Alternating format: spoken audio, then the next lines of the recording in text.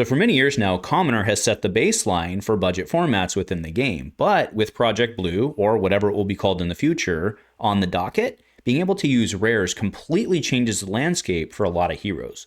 So today what I wanted to do, in looking from now towards the future, is looking at really the delta between those two formats as it pertains to heroes, and the heroes that will be better in blue. You're watching Budget Format Fab on Dice Commando, your BFF for all things in budget flesh and blood. Coming to you midweek each week, these videos are possible thanks to the support of our channel members. If you want to get involved with the channel and join us on our community Discord, please consider joining as a member. You can be our BFF and show your support with a like, a subscribe, and by leaving a comment. Community first, and go Commando. Hey there, my flesh and blood friends. It's your BFF here on Dice Commando, and thank you so much for joining me for today's midweek video, talking the heroes that are better in blue. Now, today's video is not a tier list, really in any sense. I'm not talking who the top 10 heroes in the format are. Instead, what I want to do on today's list is look at the top 10 heroes who I think gained the most comparatively to their peers by being able to add blue cards into the mix.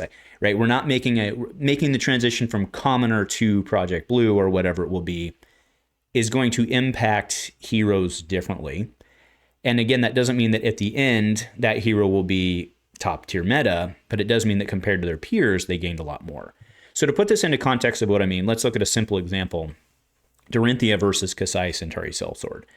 So comparatively to Kassai, Dorinthea actually picks up more within her archetype, right? Warrior's Valor being a huge pickup. And then, there's a couple others, but like Warrior's Valor is a pretty big one.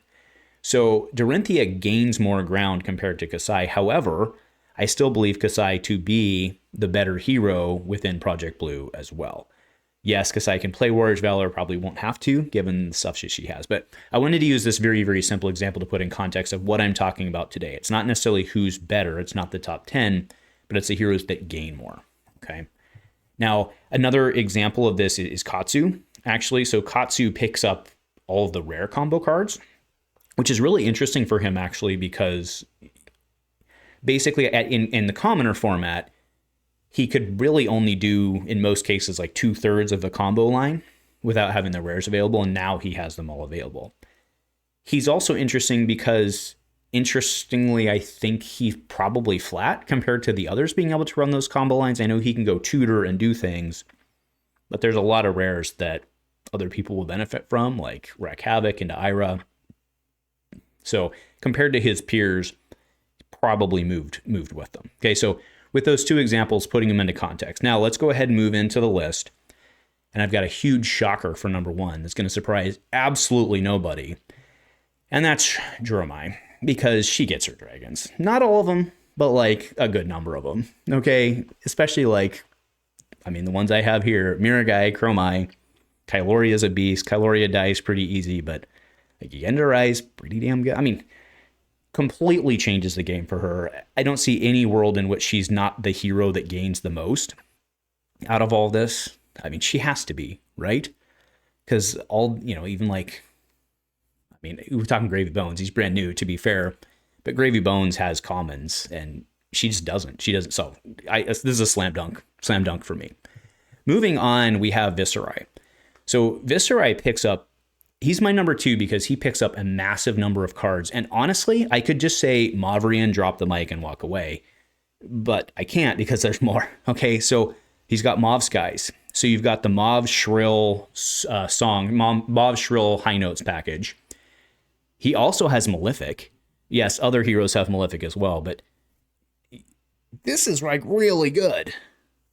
Really good. Mauve Shrill into Blade or what? He doesn't have Rosetta, to be clear, because of the ban list. And I want to disclaim ban list can change. And actually, some of the heroes we're going to talk about later, I do think the ban list will change. But Viserai, what he's picking up out of this is just insane. Reduced to Rune Chant is an insane card. Absolutely insane card. We will see. Even stuff like Spellblade Assault. But man, Mauve and Malefic, oh my god. So good. So good.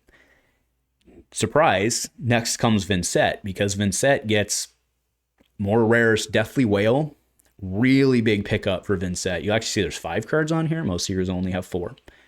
but there's a lot of other pickups here. Envelop in Darkness is here. Vincent gets a huge number of tools, right? That basically all she's missing out on are, I mean, not that her Majestic ones aren't good, but like these are really good pickups, and you got Malefic on there, and like Vincent can do disgusting things as long as Malefic's on the table, and if you can fatigue her out past that point, then she kind of starts struggling to a certain extent. But again, Blue's going to be its own constrained format, 20 health. It's a lot of damage comparatively. Next, shocker, yet another Runeblade. Now, you'll see that giant red X there in front of Rootbound Carapace, and I want to explain that. I don't think this card's going to stay banned. This card seems pretty fundamental to both her and Verdance, excuse me. Seems very crucial to both the Earth heroes. I think this card's probably going to, maybe not out of the gate or whatever. I think this card's going to make it through. This card seems pretty stapley, but even so, it doesn't have it today. But look, you've got Sigil of Suffering, Reduced to Rune Chant, Canopy Shelter, Arcane Seeds Life. Just, especially for talented heroes, the number of, it's just card pool, right? For a lot of this stuff, there's just card pool. But again, for our Runeblades, like there's pretty crazy stuff, and you see Reduced to Rune Chant picks up on each one of them. Oh my God. Oh my God. All right, next, this is a call for Uzuri.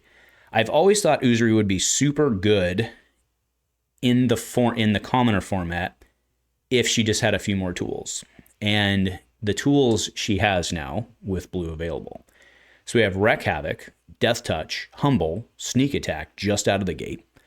Backstab's also, well, Backstab was reprinted as a common, to be fair, but she has Backstab, and then you get to pick up Shred, right? Oh my God. To be fair, all the assassins get all of this, but Uzuri's ability to lean into the 2-6 game plan while threatening like the baseline zeros, or I should say 0-1s, right? Really, really interesting. So we're going to see where Uzuri lands overall. But compared to her brothers and sisters in Vase, compared to the Brood at large in the Assassins, definitely she picked up quite a bit. And I'm really interested to see how this works with Wreak Havoc and stuff like that. It's pretty big. Do keep in mind, right, it's kind of a push-pull on Wreak Havoc, because do keep in mind, like Sync and Fate aren't, as of now, legal in the format. So you're not seeing as many D-Reacts, at least on the 0-4 level. So I don't know, right, on Wreak Havoc. We had to see this all play out. It's going to be very interesting. But there's a lot of potential here on Uzuri for this very reason. Next, we go into Riptide. Good old Riptide. And he picks up some big stuff, and someone else picks up some big stuff as well. But Lace with Blood Root is the one I'm showing there because it's hilarious. But yeah, Lace with Blood Rot's a big one. Death Touch as well, and then Boltyn Shot. And then probably more importantly for him overall, you see the Pitfall Trap down there I have that represents a whole slew of rare traps. So that this is just a card pool type thing. The number of traps that he can use now that he has access to rares is just massive. Tons of options. Now, is he going to win by doing Trap Tide? No, I don't think so. But again, you pick up Lace with Blood, that's like really good on a reload. Like that's really good. And it's not that hard to do.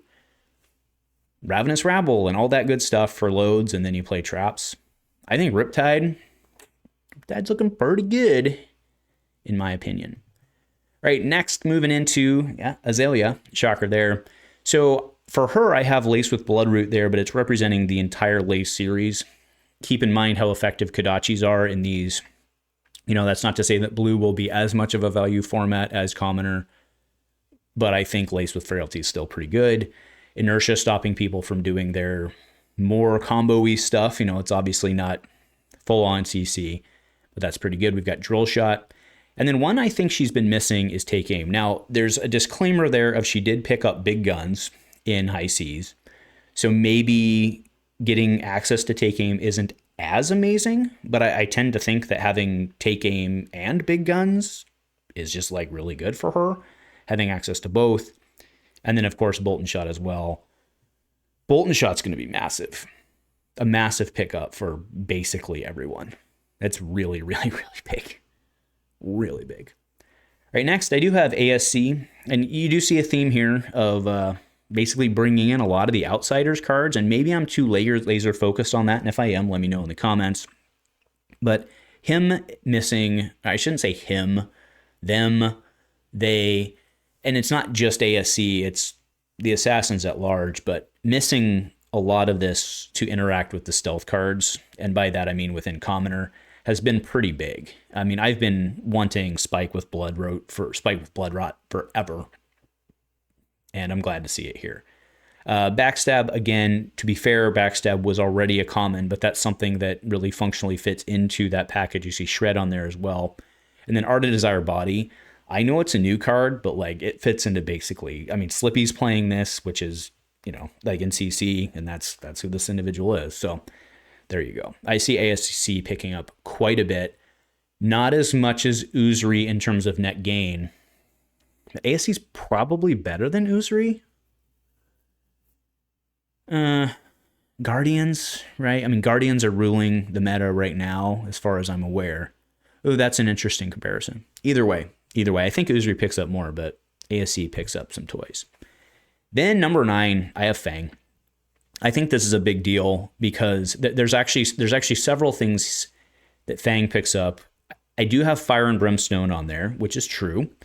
It is a rare. It also has, you know, a higher frequency effectively within the 40 card format, which is awesome. So you're going to see it in theory more often. But really, I'm actually after cards like Affirm Loyalty, right? There's both the cards where the person's bowing and giving their loyalty. So it's a Affirm and Endear, right? Endear's not as good as Affirm Loyalty, so that's the card I went with here. But functionally, you understand that. We also have Relentless Pursuit, but then probably more so than any of that is all of the 0-4 pumps that go into the rares. Now, and we could say that for a lot of others, like Up 6 and Run, for example, is not a warrior card, but you understand the concept, right? You can bring Up 6 and Run into that for ninjas, assassins. Now, the reason that they're not on here, I know I'm on a bit of an aside, but the reason that they're not on here is because there's really still no good flick option by and large. So the retrieve on that one isn't as good. It's still a 0-4. And that brings me back to what we're talking about. Cut from the same cloth is a crazy good card. Hand Knowledge, 0-4 and Hand Knowledge. Maybe a mark. Who cares? I mean, not who cares. You want the mark, but like that's really good. There's a couple other 0-4 pumps. I can't list them all because I don't off the top of my head, but he has 4 in Project Blue. He has access to 4 0-4 pumps, I believe, and that's pretty good. Now they're not draconic, right? You get the thing, but still, that's pretty interesting in this format. Okay. Last, I got to shout out my brutes. I think Rhinar picks up, you know, he's not the top of this list in terms of what he's gained, but he picked up some pretty big things on here. Now, Kayo did too. Obviously not Beatdown, but that's the big one. Well, there's the two big ones on the top, in my opinion, is Barraging Beatdown. Him picking up Barraging Beatdown is potentially very, very, very big, right? Get a triple Intimidate or something like that. I also like Wrecking Ball. So when you attack with Wrecking Ball, so this is out of the DVR set. I'd always thought this would be very interesting to derate as a common. But when you attack with Wrecking Ball, draw a card, discard a random card, and if it's 6 or more, Intimidate. But what would you also be doing? Intimidating. So a barraging into Wrecking Ball, well, that's a lot.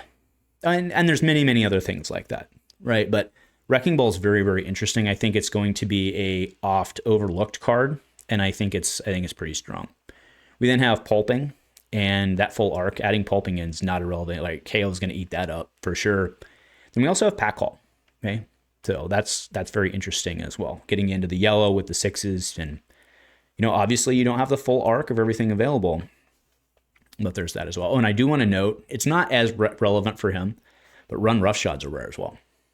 So it's only a 5, so that's not, you know, it's not the holy grail for Rhinar. It's pretty good for Kayo though. Pretty good for Kayo.